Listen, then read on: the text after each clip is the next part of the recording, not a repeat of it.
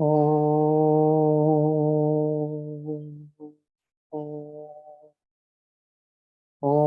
Sahana Vavatu Sahano Bhunaktu Saha Viryam Karavavahe Tejasvinavati Tamastu Ma Vidvishavahe.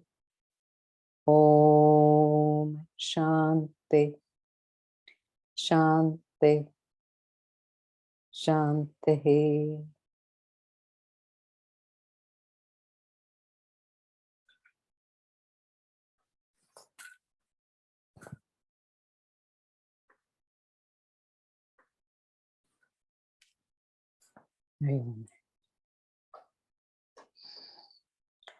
So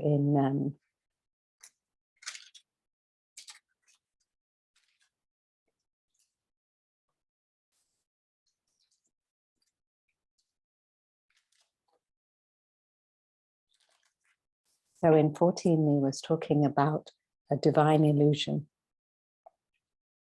So we see this world, so as far as we're concerned, there's no illusion, it's real.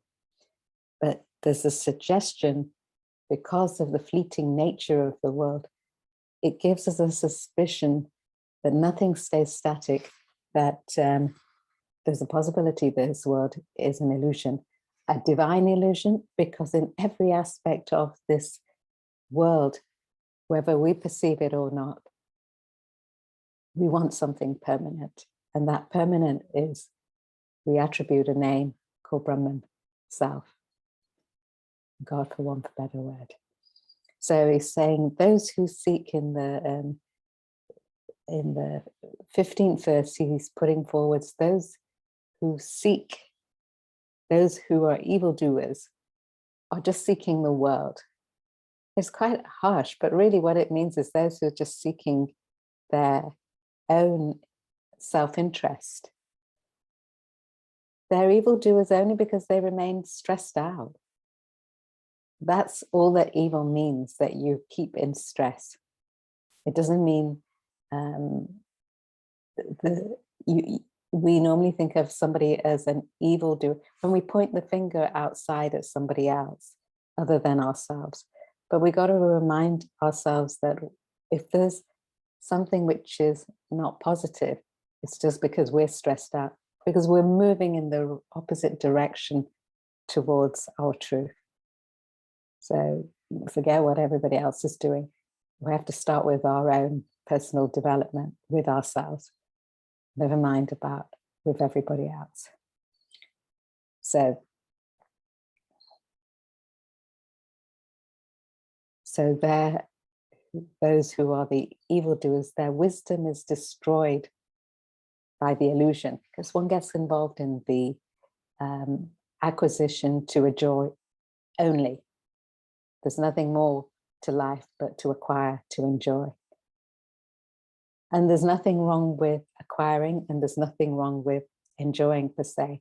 But if that's all that one's life is, the quick diminishing value of those pleasures kick in until it comes to zero, till you're suffering, till you're stressed. So all of this knowledge is just to be very practical about how you think and live your life. It's not to be some eccentric ideas with words which are to confuse you. It's actually to make it very practical, to give you an idea of all the permutations which can be that we get into, where we trip up and where we can get out of it, in fact. So this type of knowledge helps you to recognize the subtle intellect you have within yourself. What's the subtle intellect? Anybody? What do we mean by subtle intellect?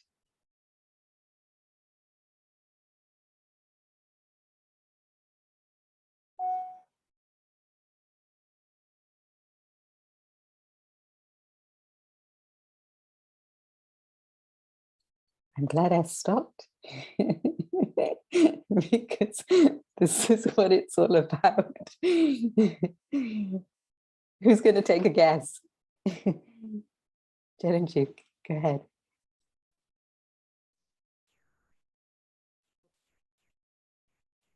I'm not able to hear you.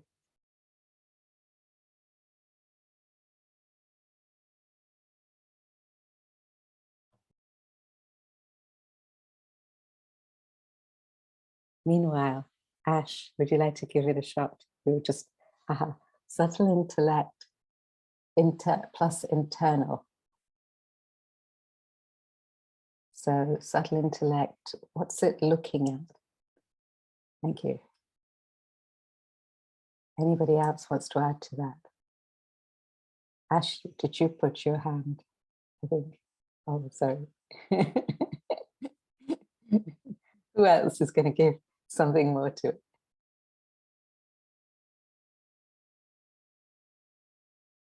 So it's internal, recognition of internal. What else? What's its function, the subtle intellect? What's the intellect's function, first of all, gross intellect? Is it wisdom? I think you're guessing here. Let's be specific. Whole philosophy is wisdom.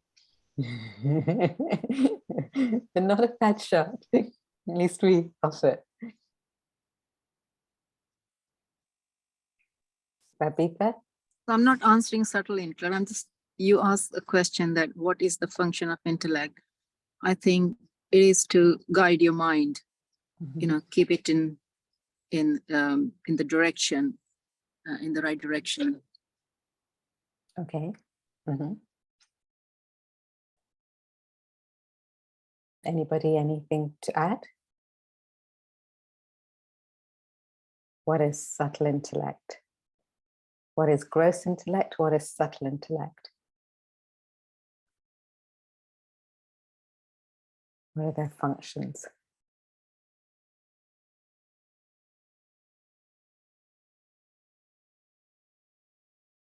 Renu? No. Could we say that the gross intellect is our learning and knowledge and gathering all this information up, but the subtle is when we manage to put it into action? Okay. You're pushing it the next step up. What are we all doing here?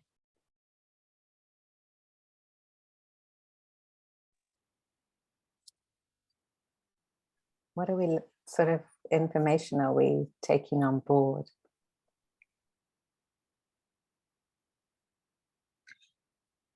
Can I give it a go? I don't know. The gross intellect will be probably just to the intellect you use for the materialistic thing, and subtle is more spiritual.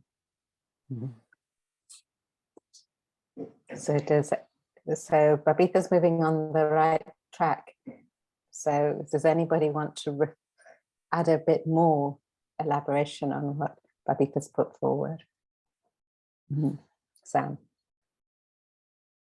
I was just going to say that perhaps the subtle intellect enables us to distinguish between what is real and what is ephemeral, perhaps. Great. So the gross intellect makes distinctions in the world between the opposites. So enables you to discriminate between, say, good and bad, high and low, just opposites, everything in the world. So you can make decisions upon one or the other. The subtle intellect makes a distinction of everything in the world and something out of the world. That out of the world, sometimes called transcendental because it transcends the world. What we're doing in this classroom in terms of cultivating our spiritual knowledge is to cultivate that knowledge, to recognize what's transient, ephemeral, to what could have a permanence. And we've got to draw that out from within, to which we cultivate our subtle intellect to get to that truth. Yeah. Thank you, everyone.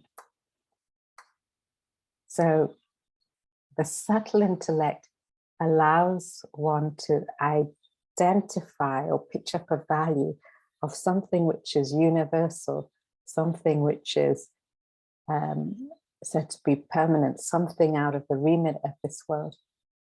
Gives the possibility of a self, a permanence, something divine, to cross over that illusion.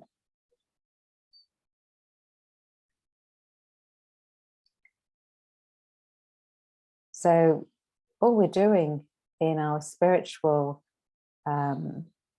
journey is to grow this subtle intellect, to cultivate the subtle intellect so that we direct all our perceptions, emotions and thoughts, our activities towards something which is of a universal nature. Divine illusion, get off the divine illusion actually. So you've got to play in the illusion to get out of the illusion.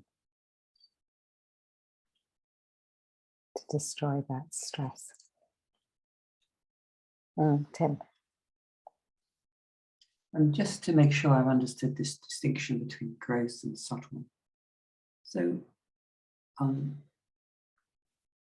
a gross intellect might distinguish between success and failure in a project in this world.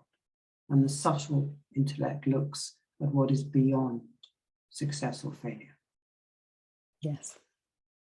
So it's looking at an understanding beyond our world of opposites. Yes. Thank you.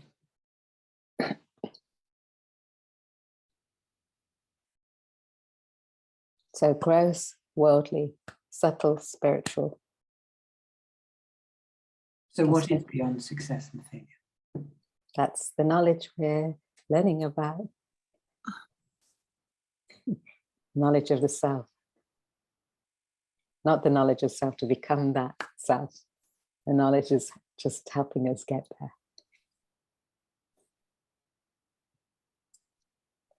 Kavita. Yeah, Bharaj, just wanted to add further, or basically like clarify understand what Tim was saying. So if you say success and failure, okay, that's the result. And that's like our gross intellect that it knows that either you're successful or fail. But the subtle will probably, if you're thinking that even if you fail, you gain some experience and you grew, you know, there's a growth in that. Is that what the subtle intellect does? Sort of identifies that beyond failure or success is, you know, what you're moving towards. So it gives a direction of moving towards a truth, a self, a Atman, a Brahman, something which has a universality underpinning all your experiences, be they success or failure. Yeah. Beyond the opposites. So beyond anything worldly. So there's no failure when you're looking at it from a different perspective. It's just part of the journey. Yeah. Yeah, correct. Thank you. Tim. To return to this. So if your gross intellect distinguished between success and failure, and your subtle intellect says it's an illusion to distinguish between success and failure, is that sort of the origin of why Vedanta looks at the world as an illusion? You're in an illusion and you get affected by success and failure in the world. But when you've pitched up on something which isn't affected by the goings on of the world, we're saying success and failure, they're relative terms, but not affected is underpinning. It's like, remember we had in the last week's class, you have a movie screen, but it's not affected by the fire or the flood. but it's actually enabling both of them. So the subtle intellect is always directing you towards that universal infinite value, whereas the gross intellect is just making distinctions in the world, which may drive you along a particular path, but nevertheless, they're still very much within the world remit. So Vedanta is trying its best. It's giving you the information for us to try our best to shake ourselves out of the illusion. And it understands fully that it may not be able, it understands that we may not be able to get out of it because we're so wrapped up in it. We're so wrapped up in watching the movie of the flood or the fire, we can't see the screen. So it's giving us all these things to jolt us, even to scare us. As in the Upanishads, it says it's like a dream lion. So a lion comes and shakes you up and you wake up. Scare us out of our illusion. Sometimes when something happens to us, we see something else to that extent. Otherwise, if we sharpen our intellects, we have a capacity to drop the lower ephemeral values and pitch up something more universal. So we become less affected by the changeable factors. We can focus on the changeless factor. Slowly, slowly, we become immune to the ups and downs. We're not interested. We've got something bigger to pitch on. So Vedanta is generally pushing us to get out of the illusion. That's the point. Quite right. Is that Tim? Thank you, Paraji, Dream Lion. She had something. I was just going to say, actually, when you asked the question, I've read and discussed this quite a few times in the years, and I'm still stumped to answer it. So that made me smile. But I was just trying to think in terms of subtle intellect, you know, when you do something you've always done, and then sometimes you just have this aha moment and something drops, or the penny drops and things change and you do things differently. Is that where, I don't know how, but your subtle intellect has come in because of whatever knowledge you've picked up or something you're learning, and something's dropped into place and you suddenly change what you've always done, and you've sort of in a way you've pitched a bit higher than what you've been conditioned with, and that, I was thinking, is that an example of where your subtle intellect has somehow come in even without your knowledge? So we all have within us an aspect, something deep within us, which is we call conscience, relatively speaking. So we all know when that pricks, even if we can't act upon it. So we know there's something within us that says, this is what we're supposed to do. This is not what we're supposed to do. Even if we can follow it or not. Sometimes, more often than not, we don't follow it because we've got too many desires overriding the capacity to do what we think we ought to do. But in those moments when you do that, your conscience is an aspect of the subtle intellect. It's driving you north to that universal picture. So yes, there's an aspect of that going on, but essentially the subtle intellect is just cultivating the value of the self, that truth, universality. So if you're getting an aha moment in that respect, yeah, you're heading in that direction, you're using subtle intellect. If it's an aha moment that's something which is of a different nature, I don't know, I'm just guessing. No. But when it gives you a recognition, perhaps that aha moment is, I'm not this body, I'm not this mind, I'm not this intellect, it's something else. There's something else going on other than my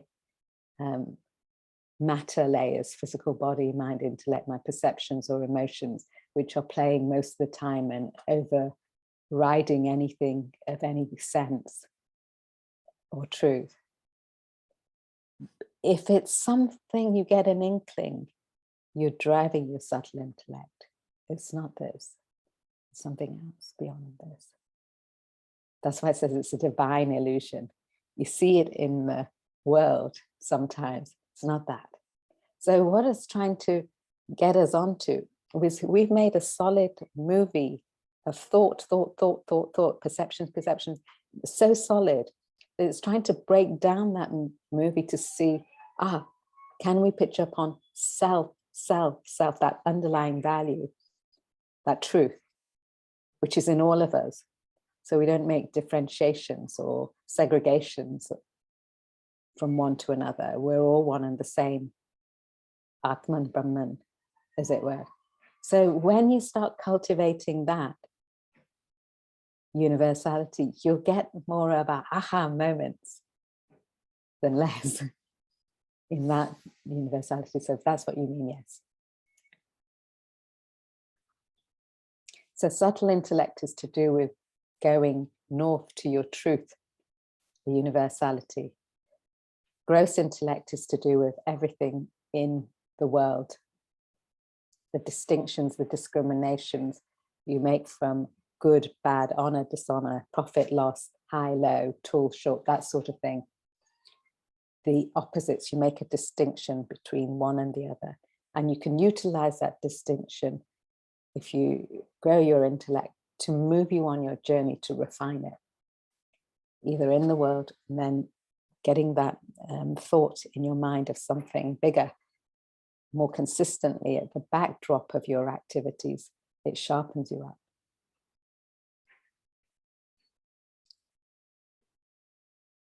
Everybody, okay. Let's go to, this is actually an important facet of the knowledge. And for anybody who wants to have a look at the book, The Fall of the Human Intellect, gives a very practical basis of what the intellect is, why you need to cultivate it, what are the facets of our intellect and mind, what stops us from cultivating the intellect. Very practical, so it's always good to keep going back to those basics. Then we have lots of ideas and concepts here. Guru, go ahead. There is a mention of Gigyasu and a Jnani, and over here Krishna specifically refers that Jnani is what he prefers. So Jigyasu, the seeker of knowledge, is that a prerequisite before you probably become a Jnani? Okay, I hear you. So do you need to be curious to gather knowledge? So a jignasu, what he's talking about, in fact, let's chant the verse, have the verse, and then we will go with that. So yes, let's cover them and let's get that. Yeah. Good.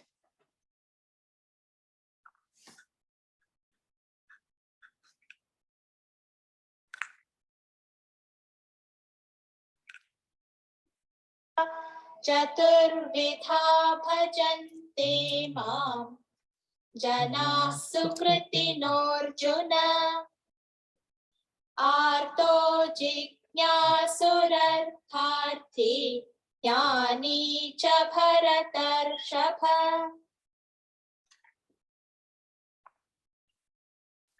Nishi, if you could read the verse.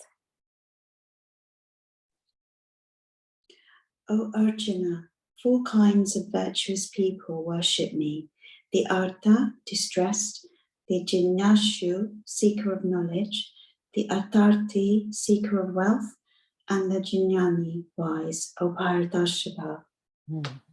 So, Guru, the question is very relevant. It's what we're talking about now. We talked a little bit about it last week. So we have Artha, Artharthi, Jignasu, and Jnani. 4 types of so-called spiritual aspirants, of which he's saying here in this verse, only one of them is a real spiritual aspirant. Only one of them is actually seeking the truth, the self. So the other 3, are we to say that, what are they doing? In actual fact, what is going from last week's class? What's the first one? Artha. Who's that? One who pursues in actual fact. Is that Arthati? Wealth. Hello? So Arthi, who's an Arthati? no, Arthi is wealth. So Artharthi is seeking the wealth. So what happens here? What's the general tendency in when you're seeking wealth? In spiritual, in your spiritual path, there's no taboo. You can have whatever wealth you want. Materially speaking, you shouldn't be a pauper, in fact. But it's what is that they're doing here, which is not quite okay. Why does he poo-poo it?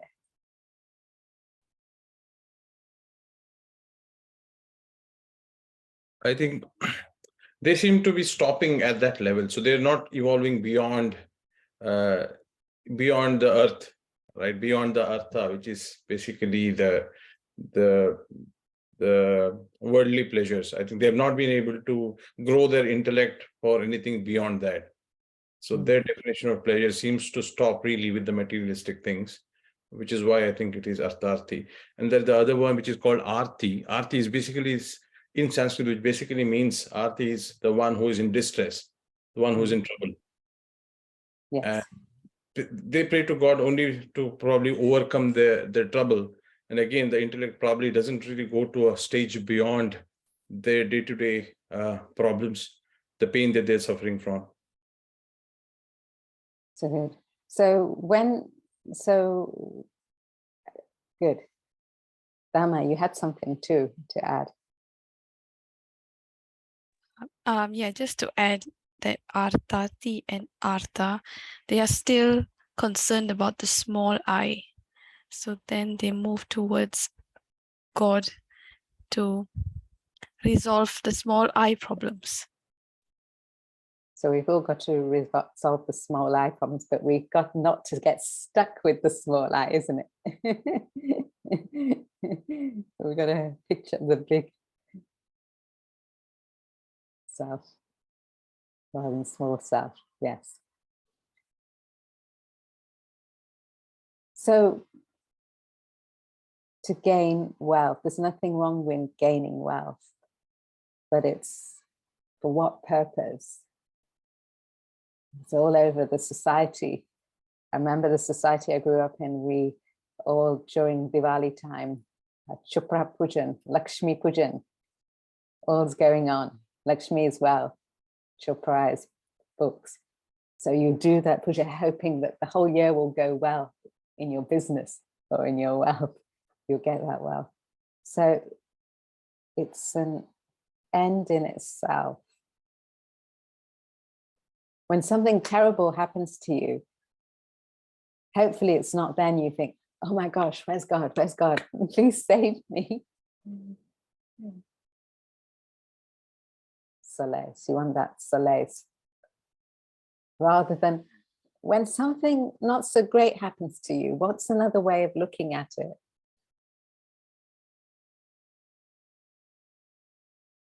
You go to God for help, for solace, or Lesson learned. lesson learned. What does that mean? Lesson learned. So what does that mean? What do we have to do?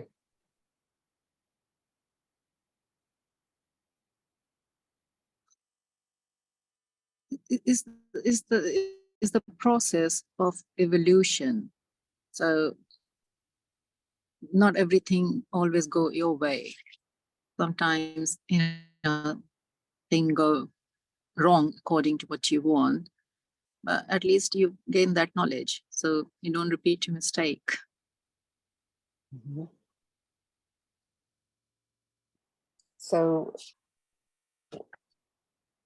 why when everything is going wrong, do we go to seek that solace from God if we know there's a lesson in it, or we know, what is the process? Why does one go and seek help from God as though God is going to do something?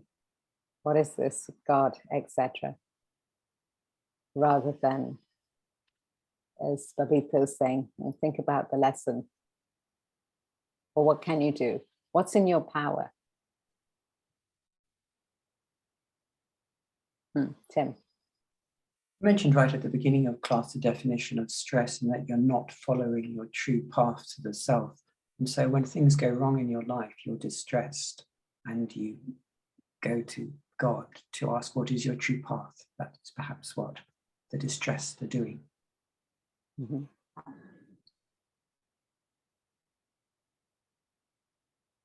Or that's okay, but it's when you want God to do the work for you,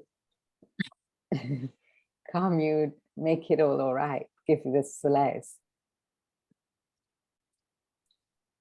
You don't do well in an exam, and you can't blame God, but before the exam you might pray to do well. But if you haven't done the revision, or you've done the work, or your expectation is incorrect to ask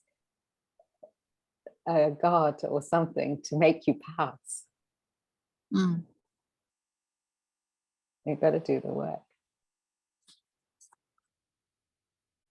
So when we want that solace, we want that solace from something universal, which means, in actual fact, what Tim put forward, we've got to actually be pursuing something universal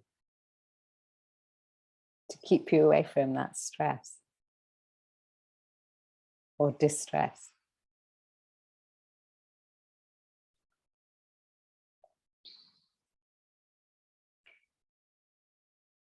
Many people go on pilgrimages. There's nothing wrong with a pilgrimage if you have the right attitude. But people go on pilgrimages almost like a show, or they want to feel better, but not actually necessary in an end in itself. Or others may do charity to feel that they have done something good. They give their wealth in that sense, only because they want something back. Alta and artati. So it's when one wants something back that it isn't quite okay. What about this jignasu? Guru mentioned, do you not need to be curious to gain knowledge before you become a jnani? So what's the difference between a jignasu and a jnani? So I think Guru's quite rightly asked, do you not need to gain knowledge for the path, to keep on the path, to grow? Yes. But who's a jignasu?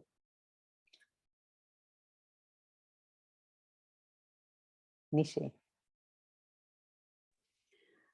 He's one who seeks knowledge, and he ends up acquiring a lot of knowledge, but he has no interest in self-development or spiritual evolution. Mm-hmm. So what might their interest be? We've got an illusion on the screen. The two Chiranjeevs. That's okay. So what might the jignasu be doing? We're collecting knowledge. Why? What for? What purpose?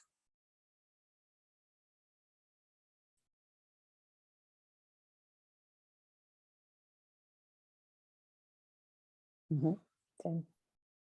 And we get seduced by that word knowledge. You could say someone who collects knowledge is like someone who collects Ferraris or fast cars. It's not subtle intellect at work. So collecting, so it's an end in itself. Nishi, you had something. I was just going to say, to satisfy his curiosity. It feels, oh, I know this now. I know about this Upanishads. Never use it, but I know about it. And if I go into an arena, I remember when we were, when I was growing up, there were so many gurus coming, swamis coming to the city I was in. So many people even stayed at our home. And they just keep coming by and the audience keeps coming to see them or hear them.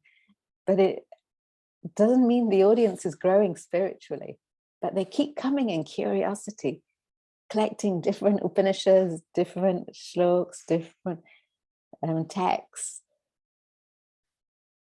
a lot of knowledge. And I see that as you go into your education, lots of knowledge, everybody, when you're having discussion, oh, did you hear about that? Person said that.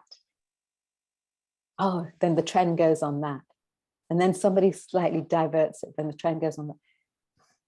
The knowledge isn't there for anything else but showing off, curiosity, gets satiated.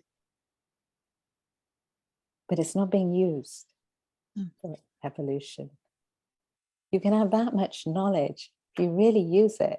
Sometimes if you look at one verse of the Bhagavad Gita, if you just look at Karyam Karma Karoti Aha, finish the Gita, don't do anything else, just follow that verse, you'll get moving on your spiritual path. That's only that 2 or 3 lines. That's a jnani rather than a jignasu. So the jignasu, curious. Guru, you had something. Yeah, I was just trying to draw the analogy. So we work in the field of area of data. So there is data, and then we say you can derive information out of the data, but then having the information alone is not sufficient. So I believe this jignasu probably are the people who kind of collect the data and then have it as information, like encyclopedia, right? But then they do not probably go to the next stage, which is actually knowledge or wisdom. So they are actually stuck in that smaller I, which I think somebody mentioned. I think Dharma mentioned about a smaller I and a bigger I.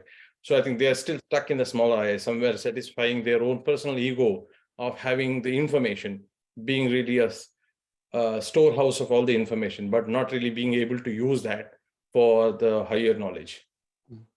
Exactly. So just a storehouse of information. I know many, many people who just read books and books and books and books and books and books and books and books and books. If you don't do anything with that knowledge, you're stuck there. So it's often said, don't just accumulate horizontally, drop the plumb line, drop your anchor, get to the depth of that knowledge and use it, let it grow. Knowledge is only there to actually draw out what's already within you. Draw out that wisdom. It's just the catalyst to draw out what's already there, unravel what's already there.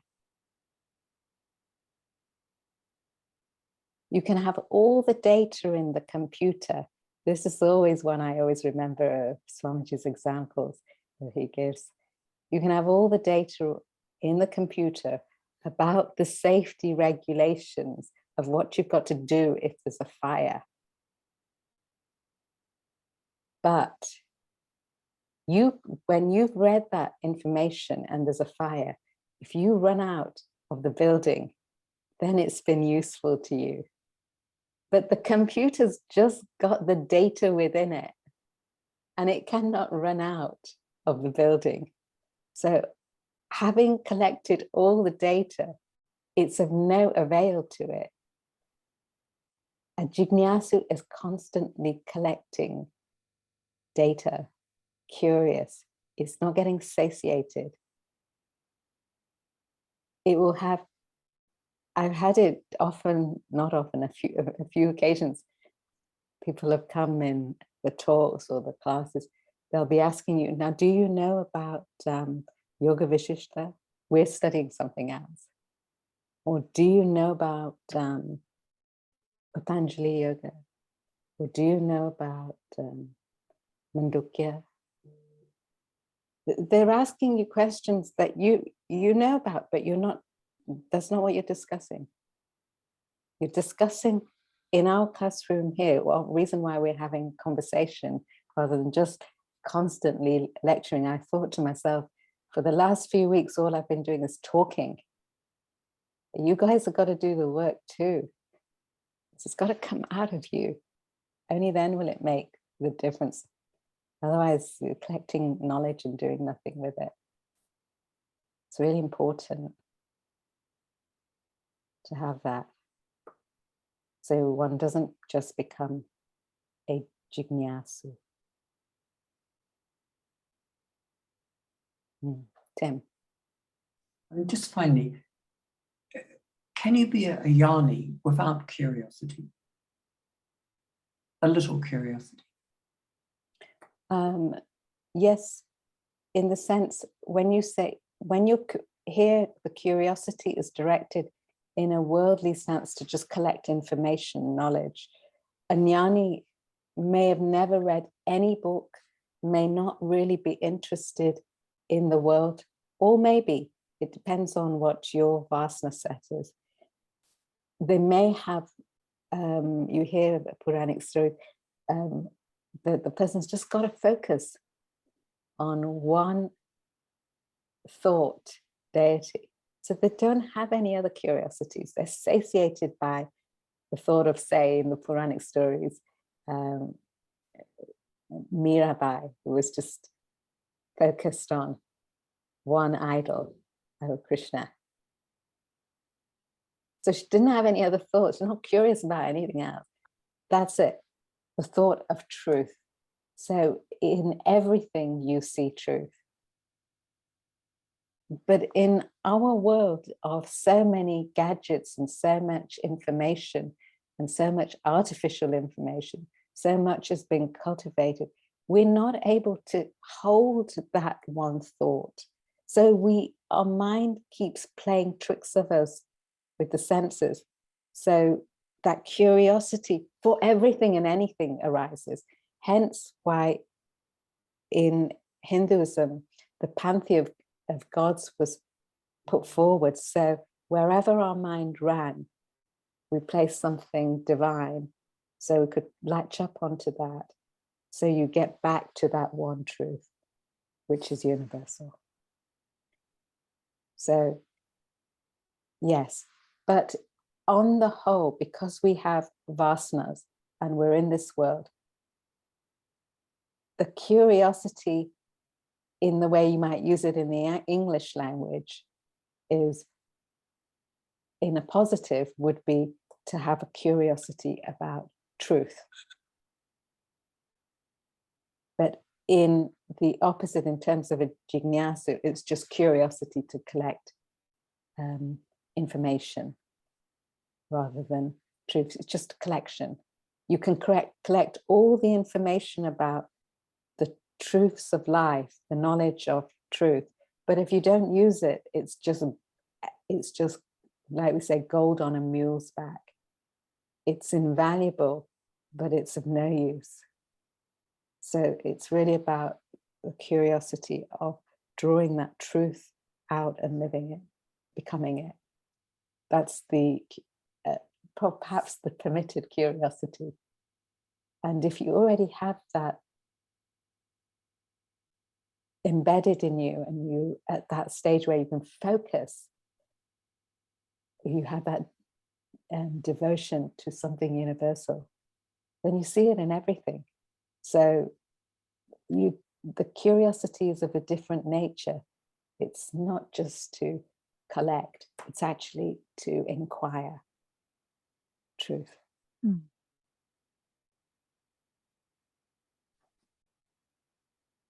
So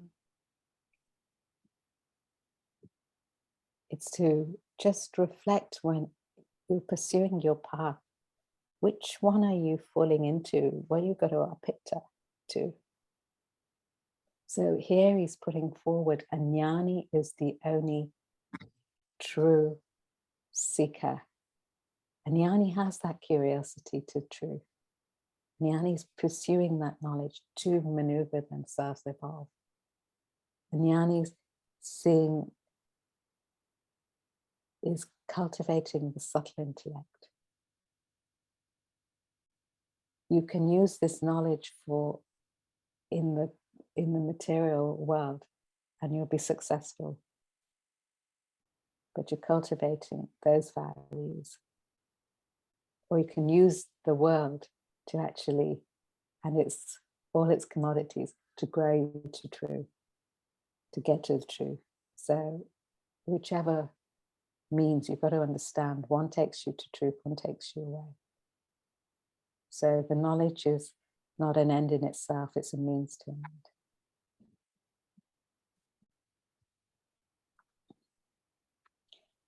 He sort of puts it, the three others, Jinyasu, Artha, Arthati, are Bala Kamis. They're children doing karma. So sometimes it's like, if you go to a temple, church, mosque, wherever, a place of worship, and do prayers, that's only the punctuation to remind you of what you've got to do. So whatever your vasana says, you've got to direct them to something bigger. Otherwise, they just get left in your head, percolating and agitating you. Then you keep praying to try and get rid of it. That's balaka. So you've got to actually do something with that. Those are just the reminders to get you off the desire-ridden pursuit. Let's go, let's read.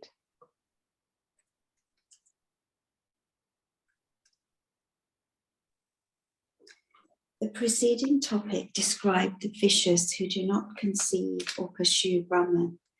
Here in the fourth topic, covering verses 16 to 19, Krishna enumerates 4 classes of virtuous people who seek God.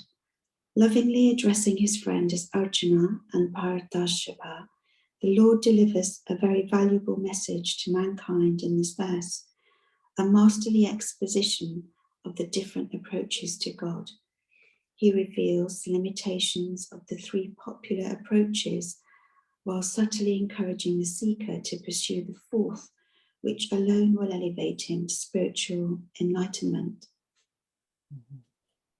So one has got to cultivate, streamline, get off the material values, pursue the spiritual values, which is encompassing what you need to do in the material, but it's not focusing on that.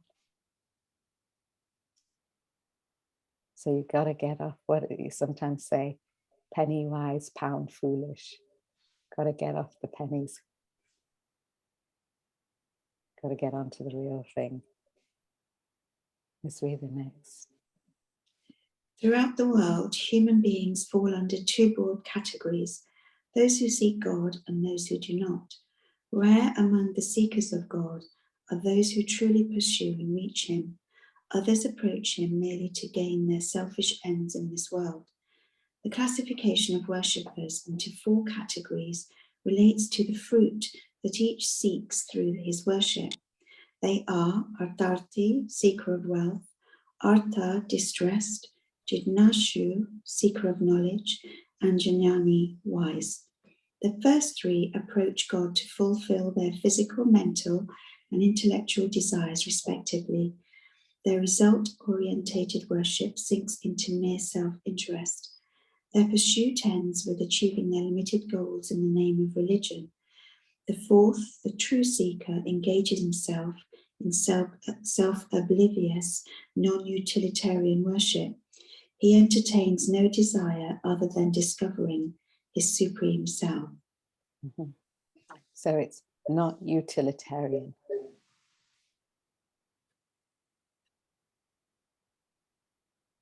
That's what you got to remember. It's liberal. It's not utilitarian. What can I get out of it?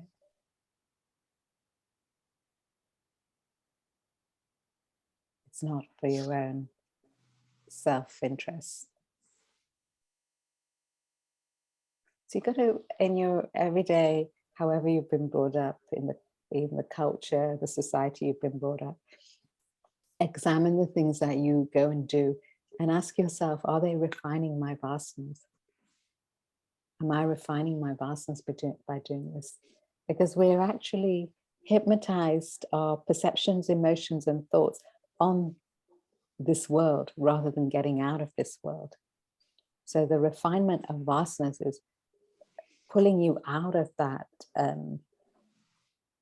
quagmire of your perception, emotion, and thoughts, getting stuck in that. So let's be the guru. Paruji, I find it interesting that, these 4 different categories that was mentioned, they're still being called as virtuous. So I believe that somewhere Krishna, still suggests that these 4 probably would be the various stages that people would be in, but then they still have the possibility of reaching the jnani stage, maybe from physical, mental, intellectual, and then emotionally, and then eventually kind of translate into that ultimate knowledge. At least they do have the path, even though they probably are in different stages to be able to attain that final knowledge. Is that the reason why probably they are called virtuous? Because it has a positive connotation.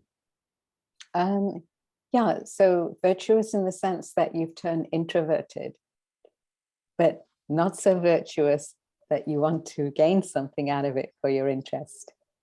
So the minute that happens, the minute it's no longer spiritual. But the fact that something has indicated to you, whether you've a greater, some universality, a greater force, there's something beyond one's own transient nature of body, mind, intellect, perceptions, emotions, and thoughts. You've recognized there's something more, then that's a virtue. But if you get stuck with that, then you're in trouble. And invariably, one gets stuck with that. So hence why only the jnani is the spiritual aspirant. Because the spiritual aspirant could be pursuing wealth, could be pursuing the world, could be pursuing, could be gaining that solace by their pursuit. But they're not attached to, that's not the reason why they do it. Those are byproducts. Incidentally, you may get wealth to do whatever you may get, but those are the byproducts. That's not why your focus is, ever. Because those are limited. So virtuous, yes, in so much as that they're focused on something bigger for a moment. But if you get stuck with that, that's where that value starts to diminish. Yeah, naturally, it does point out that. The society on the whole gets stuck with 3 of them. It doesn't touch jnani. So it's trying to get you to see that. Don't get stuck with the herd. Step out, step it up for yourself. On that, we will continue. In actual fact, what have we got? We've got quite a bit to read. It will be a good summary at the beginning of next class. Okay. It's good to hear you all ask questions or discuss. It clarifies things than just listening only, which is also part of it, but it should be have that interaction. Yeah, Hari Om. Thank you. Yeah. Thank you. Hari Om. Thank you, Paraji. Hari Om. Hari Om. Hari Om.